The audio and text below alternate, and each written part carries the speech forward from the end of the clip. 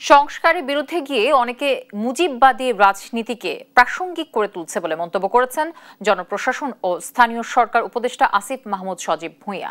শুক্রবার বিকেলে জাতীয় প্রেস ক্লাবে আয়োজিত নভেম্বর থেকে জুলাই বিপ্লব থেকে বিপ্লবে শীর্ষক আলোচনা সভায় তিনি এসব কথা বলেন।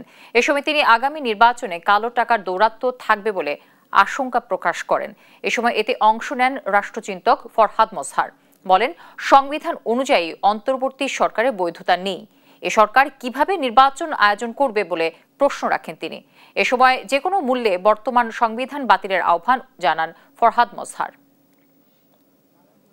5 আগস্টের পরে আমাদের মধ্যে রাজনৈতিক দলগুলোর মধ্যে বিপ্লবের যারা স্টেক হোল্ডার তাদের মধ্যে কেউ কেউ সংস্কার বিরোধী রাজনীতিটা করলো, কেউ কেউ দেখলাম আমরা রিঅ্যাকশনারি পলিটিক্সে ঢুকে গেল এবং এই রিঅ্যাকশনারি পলিটিক্সে ঢোকার মাধ্যমে তারা মুজিববাদী রাজনীতিকে আবার প্রাসঙ্গিক করে তুললো।